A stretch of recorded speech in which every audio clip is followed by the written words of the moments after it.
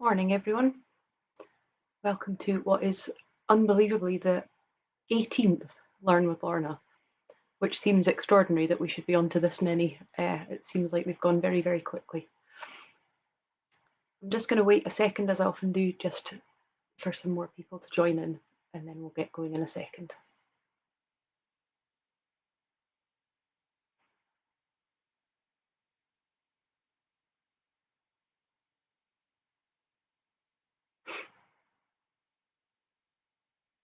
So the first thing I'd like to open with before we start looking at this subject is just to draw your attention to the fact that this series of talks are brought to you by High Life Highland. There's no cost to the viewer to watch these. High Life Highland is a charity registered in Scotland, and that this event requires no payment and no subscription. So just to open with that, and you'll hear me refer to that a couple more times as we go on today. Today we're looking at the Inverness Burgh Records. As I've said in previous talks, the Highland Archive Service is a local authority archive. So we hold the records of the Highland Council and the predecessors of the Highland Council.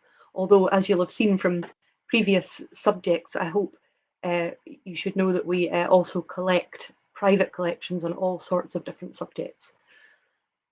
If you're watching from out with Inverness, and as always, please do say where you're watching from. Yes, Fiona, I do have a large library, I know. Someone asked me if I was filming it in the strong room, and I'm not. I'm filming it in my spare bedroom. So yes, if you're watching from Inverness, do say hello. Let us know. If you're watching from out with, let us know as well. One thing I'd like to point out is, although I'm speaking very much about the Inverness Burgh records today, the types of records that are found in borough collections are similar in different places. So there may be things that you find in here that are of interest to you in a different local authority area. But first of all, I wanted to start by explaining what I mean by the borough records, and that involves understanding a little bit about local government organisation. And I'm going to work backwards to get to the boroughs. So from 1996 until the present day, in the Highlands, we operate under a unitary authority. So we have the Highland Council, which was established in 1996. Prior to that, between 1975 and 1996, we worked under a two-tier local government authority, and that was the regional council, the Highland Regional Council, and then district councils underneath that. And there were 7 district councils in Highland. So the regional council, as you might guess, kind of had control over things that had a region-wide remit, so things like education, roads, things like that. And then the district councils administered things at a much more local level. So they would look after things like local housing, licensing of local pubs, things like that. Prior to that, up until 1975, and I'm not going to go into all the legislative differences that brought this about, but prior to that was a system of counties, parishes, and boroughs. Good morning, Brian, and everybody who's saying hello. Nice to see you all saying hello. I feel like when we go back to normal, it'll be very odd not chatting to you all every Thursday in my house. So yes, so prior to 75, county councils, so the likes of Inverness, Ross and Cromarty, Nairnshire, Sutherland, so on. And then parishes within that, so smaller administrative areas, and then the boroughs as well. The boroughs are tend to be the most important or historic towns in a particular area, and boroughs date back hundreds of years. There are 13 in the Highlands. Well, there are now 14, but I'll come to that in a second. So traditionally there were 13 boroughs in the Highlands. Boroughs themselves are split into different types. So you can get royal boroughs, which Inverness is one. There are 7 royal boroughs within the Highlands. And that means that a monarch has given a royal charter to form that borough. There are boroughs of barony or boroughs of regality, and that's where someone who is a representative of the throne of the crown has named a place a borough on behalf of the crown. And then there are police and parliamentary boroughs, which were formed as a result of different legislation in the 1800s. And those are, there is an example of those. Thank you, Val. I'm sure that the talks will continue. Yes, so the parliamentary boroughs and the police boroughs came in the 1800s. So they're all formed for different reasons. As I said, they're some of the most historic towns in the Highlands, and the Highland boroughs are, I'm going to look at my piece of paper to make sure I don't miss anybody out and absolutely offend somebody. So the Highland boroughs are Cromarty, Dingwall, Dornoch, Portrose, Fort William, Invergordon, Kingussie, Nairn, Tain, Thurso, Wick, and Inverness. And then Granton now was seen from 75 as a borough in the Highlands. That was because it transferred over to the Highlands when there was a local government reorganisation and the boundaries changed. So now 14 boroughs within the Highlands. Inverness became a borough in the 1100s, so it's a nice early royal borough. And what this meant, what the boroughs meant in practice, was they had special privileges, and these were largely around markets and trading standards, the ability to sell products within the boroughs and control weights and measures of produce, things like that. And they also had a specific type of responsibility. The people who ran the boroughs were responsible for local administration, buildings. For a long time, up until the 1940s, it was the Dean of Guild Court in the boroughs who were responsible for administering building control and things like that. So very much a small government system within a town. The boroughs traditionally were run by a town council made up of a provost, bailies, councillors. And they were the people who would make the decisions about what happened in the town. Often they were merchants, and that was because, as I've said, a lot of the privileges that came with the boroughs were around things to do with trade.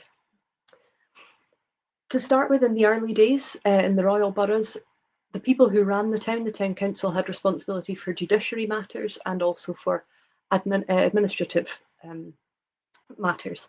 But gradually, as time went on, those two functions split and didn't weren't held by the same person, the same group of people. As I said, there were various reforms in the county system and in the borough system over time, and one of those was to change the way that people were elected, to prevent a sort of self-promoting circle where people just kept re-electing themselves. If you want to know more about the administration of the borough systems and all the hundreds and hundreds of boroughs that are in Scotland, then I would recommend looking at the National Records of Scotland website. They have some good information there about the counties and boroughs and how that worked. So that's an overview of the borough system as a whole. And as I say, particularly this week, we're going to look at the Inverness Burgh Records.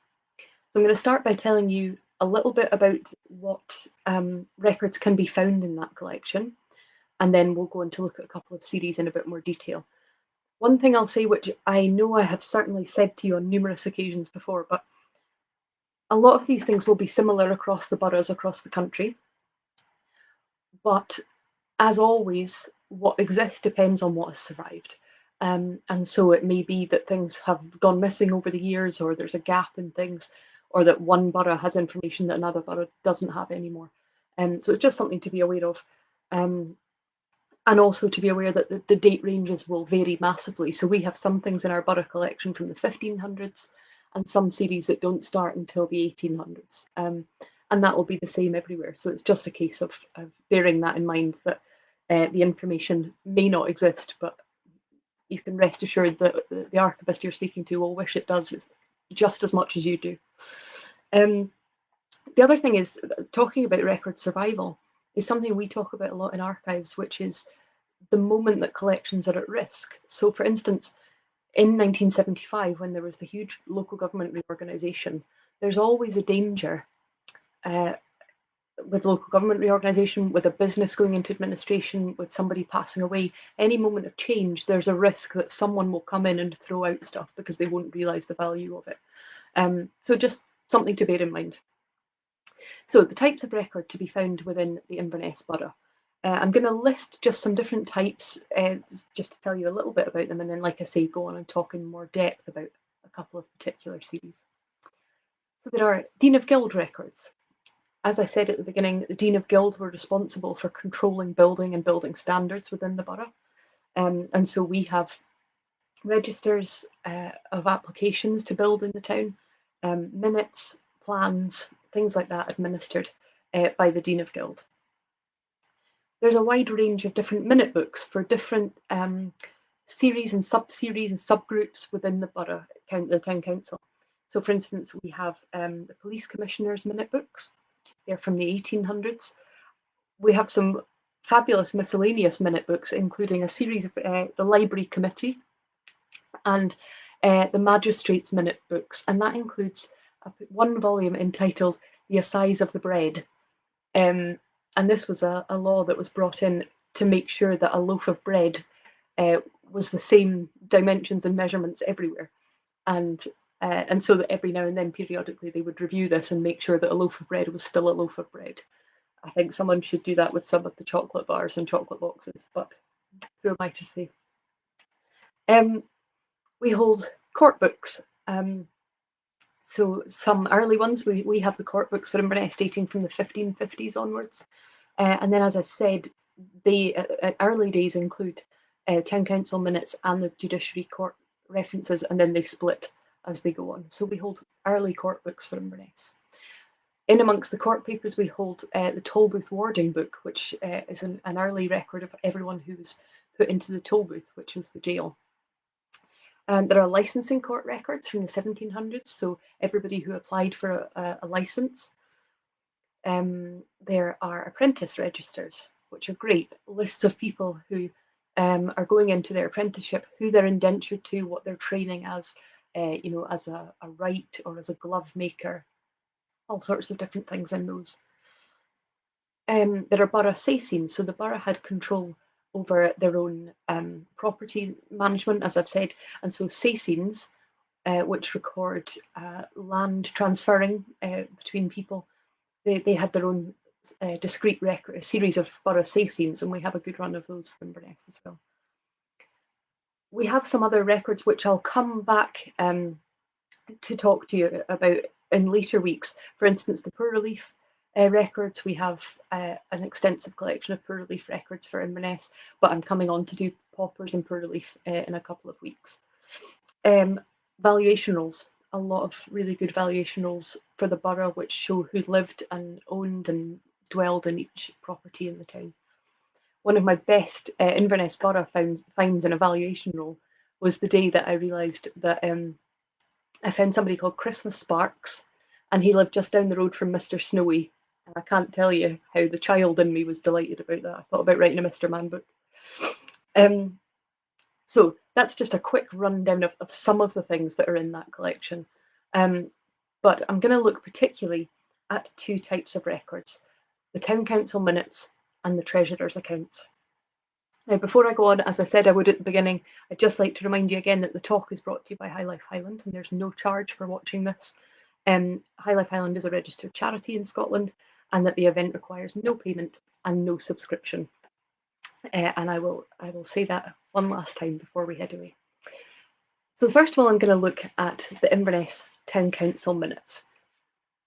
Our Town Council minutes for Inverness run from 1556 up until 1975, which you'll all be remembering now is the key date in local government reorganisation. We then have the subsequent Regional Council, District Council and Highland Council minutes as well. But obviously for this instance, we're looking at the early records. The Town Council minutes have very few gaps in them. I mean, considering they cover 400 years, they have, I think, probably 20 years, 30 years of intermittent gaps in them, but really hardly anything. And they're a great series of records. Sometimes we have to convince people that borough minutes or town council minutes are really interesting, because sometimes people think that they're going to be, kind of full of dull information. But they give all sorts of insights into the running of the town.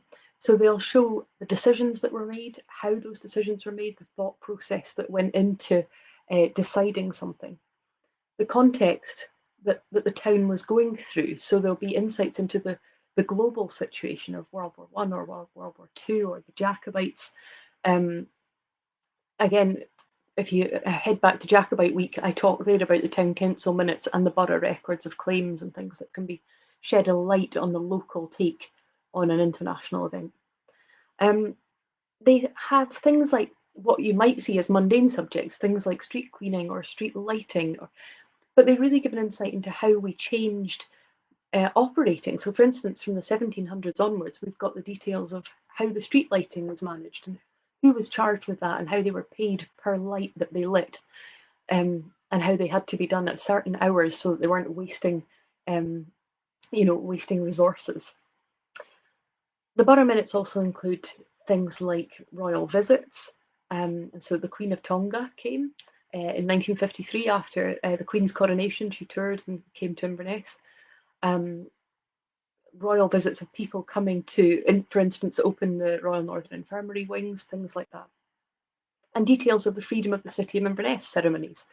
Queen Elizabeth, the Queen Mother, had the Freedom of Inverness, and so did the entire regiment of the Queen's Own Highlanders. So this was in 1961 after the Queen's Own Cameron Highlanders and the Seaforth Highlanders merged, and the town wanted to continue their long-standing link with the Cameron Highlanders, and so they gave the entire merged regiment the freedom of the city, and that's all found in the town council minutes. There's references to earthquakes and landslides, the building of the townhouse, the building of Inverness Castle in the 1830s and 40s. The day that the railway came to Inverness is all documented in there. And in future, those records will contain an insight into the COVID outbreak and what that meant for the town and how they had to change, for instance, putting in the one-way systems or making more walking space. All those things will be recorded in those minutes. And in the future, people will look back just as we look back at them now. And so I've picked 3 stories from the town council minutes that I want to tell you quickly. I say quickly, but we all know I'll just take my time and tell you stories. They're all from the 1800s. And I've picked them because I want to show some of the similarities between now and then, and some of the different challenges that the council faced then. So the first one I want to tell you about is the Great Flood of 1849. This happened on the 25th of January, 1849. The people in Inverness woke up. There had been very, very heavy rain and throughout the night and a few days, and then a huge thaw of the snow that had been there as well. And the Ness burst its banks. And Loch Ness rose massively. And if any of you are not from Inverness, if you have a look, you'll see that the river obviously runs from the town. We're surrounded by the canal on one part, the river on the other, and then the sea on the other side. So a lot of sources of water around us. And huge areas of the town flooded. And the old stone bridge, which was situated where the current bridge is in the middle of Inverness, the old stone bridge was swept away. It had been built in 1685 by public subscription and had stood for nearly 200 years, but it was swept away during this flood. One of the problems with this was it was the link between the two sides of the town. So the people on one side, that was how they moved across to the other side, and also it was the main link with the west side of the country, and so this was a big problem. And because of the height of the water of Loch Ness, the town council announced a state of emergency in Inverness. They immediately looked into what they could do and how they could fix it. They erected barriers around different houses. They created flood relief centres where people were given broth and tea. And there was a wooden bridge that crossed over as well, but that was still standing but was very dangerous. And so they made that for essential travel only, and they put 30 loads of stones around the base of the wooden piles to try and shore it up and get it to last. The waters eventually dropped, and by about the 31st of January that the state of emergency was declared over. No lives were lost, and there's reference in the minutes to how grateful the town council is that no lives were lost. but there was £2,600 worth of damage. And I looked that up on, I know I've told you about this tool before, a wonderful tool on the National Archives website where you compare currency to the current currency. And that works out now around about £210,000 worth of damage that had been caused to the town within 5 or 6 days. So that's just an example of something that, you know, we're all familiar with, the floods that hit the borders and other areas in the last few years, and town councils have to deal with those things, and they're unpredictable, and suddenly something comes which has a huge impact on finances or on decision making, or and it's a huge responsibility, and you can see that as you look back over these records, how these things came out the blue.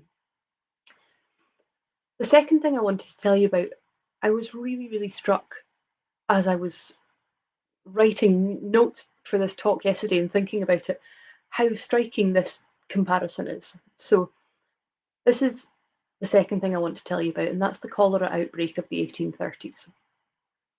Now, cholera was very common in the 1800s. There was a huge spread across the world. It kind of came, I don't want to say like waves, it's a very current word, but it came as a huge force across the world. And people were terrified of cholera because they didn't know what caused it. They didn't know how to cure it. It was highly infectious. It was fast moving, and they didn't understand why. And they could see it spreading across other countries, but they didn't know. So they knew there was kind of inevitability of it reaching here, but didn't know what to do about it. And so when it arrived, cholera arrived in Britain in 1832, and the government and the local governments had been trying to put in place precautions. The Central Health Board started publishing the Cholera Gazette, and that gave statistics and information about the illness and things about how to care for people. And kind of very similar to now, those were changed and amended as they discovered more about the illness and discovered what worked and what didn't. And there are copies of the Cholera Gazette in our Inverness Burgh Records. In the early days, again, it's a striking comparison, because they didn't know what caused it or how to cure it. The best preventative advice that they could give was to maintain a healthy body and a cheery mind, a cheerful mind. And so they encouraged gentle exercise, regular washing and hand washing, and fresh air. So those generally are always good things to maintain if you're not sure where an illness is coming from. Cholera made it to Inverness by August 1832, and it had come from the north and the south. So it had come obviously from the south via roads and travel, and it had come from the north by boats, which brought trading boats that dropped merchandise and things into the north coast and then travelled down. So Inverness was hit from both directions by the cholera outbreak. Immediately, markets and things were cancelled. The Northern Meeting was cancelled, and that was to prevent people gathering together and spreading this very infectious disease. And whole areas succumbed to cholera. And there were particular areas of Inverness that were very hard hit. Eventually, it was more or less suppressed a couple of months later. It had been absolutely rife in Inverness for about 11 weeks. In that time, over 500 people had caught the disease, and you have to remember how much smaller the population would have been then. About 500 people had caught the disease, and over 170 of them had died. So that's a huge blow to what would have been a relatively small place. Within the borough collections, there are daily returns that show the number of cases that have happened and the number of deaths each day. So again, kind of quite striking. There were several more outbreaks, and there was another one in 1849, which you'll now know is the year of the Great Flood as well. So not a great year for Inverness. And that was the year that an Inverness doctor called Dr. John Ingalls Nicholl died of the disease. He was a former provost and a bacteriologist and a doctor, and he died having treated his patients. The good news about this story is gradually they began to understand the illness. They worked out the link between dirty water and cholera. They worked out what caused it, what made it worse, what caused more cases. And so gradually, as their understanding of the illness grew, they made plans for a distinct cholera hospital to be built out near the citadel, and all future outbreaks then were much less severe. And so there's hope to be gained from looking back at the records as well, to know that they went through something frightening and traumatic, but out of it they learnt how to deal with it and to try and prevent it happening in the same way in the future. The third story I want to tell you quickly from the Borough Town Council minutes is the story of the Chapel Yard Watchers of the Dead. So in 1752, the Murder Act was passed, and that was passed to try and deter people from committing murders. And the way they did that as part of it was to add in a provision for an additional punishment. So they said if someone is found guilty of murder, not only will they be executed, but their body can then be taken and used in dissection. So you'll be somewhat familiar with this. It looms large in Scottish culture. But by the early 1800s, there were fewer executions, and therefore there were fewer bodies being produced for medical science to research. And also, medical science was starting to improve, and they didn't need quite as many. But in the early 1800s was the rise of what was known as the Resurrection Men. As you'll be familiar if you have read Ian Rankin's books. As you can see in the background, I have read all of Ian Rankin's books. So these were the people who were the body snatchers, who would go into graveyards, dig up bodies, and sell them to the universities for medical dissection and anatomy lessons. And so a lot of churches, as you'll be familiar, I'm sure a lot of churches have watchtowers built so that people could watch the graveyard and make sure this didn't happen. Inverness had a regular watch set up in the chapel yard. And if any of you are from Inverness, you'll be familiar with Chapel Yard. If you're not, and you're coming to Inverness at any point, I would recommend having a look around. It's a very interesting graveyard with a lot of stories attached to it. So the Town Council minutes from 1827 show that the group of people petitioned the Town Council to say that they had no shelter while they were watching the dead. They had no shelter. I'm going to read you the exact quote that they sent in, because they had said they had no shelter, they got cold, they were trying to make sure that something so hideous didn't happen in Inverness, and they were requesting that they could have a small shelter with a fireplace built. And so this was what they requested. The frequent violation of the repositories of the dead, which has disgraced other parts of this country, render this sacred duty almost indispensable. And although it is a matter of heartfelt exultation that a crime so repugnant to humanity has seldom or never been perpetrated in this place, yet the prevention thereof is a task so imperatively demanded by all the best feeling of our nature, and it is well known that the chapel yard is almost every night throughout the year occupied by a party in this duty. So it just goes to show, within the town council minutes, you can find all sorts of things. The town council instructed the magistrates to do whatever they thought best, but they said they didn't want public funds to be spent in building a watchtower. Now, as far as I'm aware, there was no watchtower ever built. I see Anne McIntosh is watching, some other people who may know something to the contrary of that, but as far as I can discover, from the very limited resources I have in my house to work these talks out, I don't think that watchtower was ever built. And as far as I'm aware, there was never any violation of a grave by the body snatchers. But yeah, people who think town council minutes are going to be boring have no idea that there's people watching the dead and all sorts of things in them. The last series of records I just want to talk about quickly are the treasurer's accounts. Now, if any of you have been on a tour that I have given, and I have given many of them in my 5 or 6 years at the archives, you will definitely have heard me talk about the treasurer's accounts, because it is there are 10 or 12 volumes of the accounts, but they are my absolute favourite volume, one in particular, my favourite volume, and I'm going to talk to you about that one.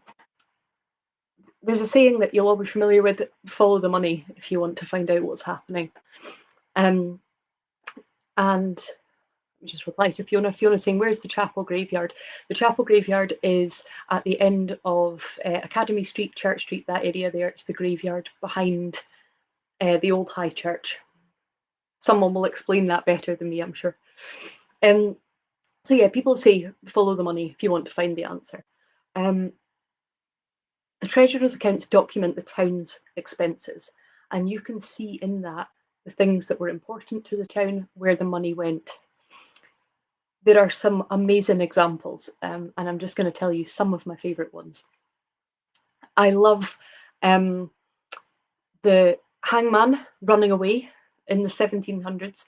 Quite often, as I talked about in Crime and Punishment Week, someone would be given the job of hangman, sometimes as a reduced sentence on their own punishment. They would be given the job of being the town hangman.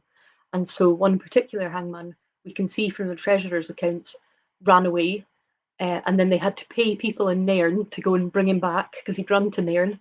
I mean, you would go further, wouldn't you? But yes, Ryan, next to the ironworks, exactly, that graveyard. Yes, so they had to pay someone to bring the hangman back from Nairn.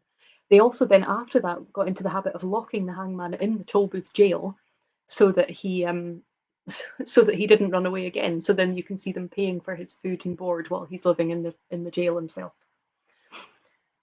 Punishment features a lot in the treasurer's accounts. There's a lot of payments for ropes and knives and gallows being built, iron jackets and wooden horses, all sorts of punishment devices, being built by local craftsmen. They do a lot of drinking the king's and queen's health. As you'll know from Jacobite Week, that there was such a huge level of emotion connected with the monarchy and who you supported, and you could put a foot wrong by supporting the wrong people. So they were very visibly drinking the health of the king and the queen. Frequent orders of lots of claret, and then frequent comments about all the broken glasses the next day. The treasurer's accounts also show various other things to do with the Jacobite rebellion. So things like replacing the sundial that had blown off the castle when it was blown up, repairs to the bridge. So it actually says that they had to pay for repairs to the bridge, which was shattered by the guns of the fort when it was blown up. There's repairs to the vault, and some of you may know, in the old stone bridge, the one that was swept away in the 1849 flood, there was a vault in one of the arches of the bridge, which was used as an additional prison space. And people were put in there. It was about 6 foot. It was a very small prison cell with a hole looking down over the water. And so there's references to that being repaired. But I wanted to finish by telling you one of my absolute favourite extracts from the treasurer's accounts, which is from September 1738. It is a payment of £15 and 7 shillings to the bookbinder Andrew Davidson. And it says that he has been paid for binding and repairing the borough's old records. I absolutely love that 300 years ago, they looked at their collection of borough records and thought, these are really precious. We need to pay somebody to repair them, to bind them, to look after them. Now you can see that they would do that because, that's where all the decision making is. That's their proof of what they have decided and what conclusions they've come to. But it just, in my role, delights me every time I look at those records to know that 300 years ago someone went, we need to protect these. These are precious records. I'm going to close, first of all, by just saying again that these live casts, these films are brought to you at no charge at all from High Life Highland. So High Life is a registered charity in Scotland, and these events require no payment and no subscription. We are, for those of you who are not familiar with High Life, we are a charity, as I say. So if you're in a position that you're able to donate to us, then we would really gratefully appreciate that. You can do that via our website if you want to. But certainly, please know there's no charge for watching these talks. And I really hope that you continue to enjoy them and continue to join me for them. various people saying I hope that they carry on after we go back to normal, and I think they will do for the foreseeable future anyway. Next week we're looking at the Cameron of Lochiel collection, which is a fantastic series of privately deposited records held in our Lochaber Archive Centre. What I'm doing going forwards in these series is doing some kind of wider subjects, like some more World War II. I'll do another series on the asylum because I know that's very popular. But also trying to pick up some particular collections held in each of our offices, so we get to know a little bit more about the collections held in the discrete areas as well. So next week we're looking at Cameron of Lochiel records, which includes the most fabulous 1700s records to do with the Jacobite risings, letters from the Old Pretender, and all sorts of different things. So I hope you can join us next week. And you're still writing your COVID diary. Awesome. Thank you. Anyone who's seeing that, carry on writing your diaries as well, and we'll have them when we're finished. All right. Thank you. We'll see you next week.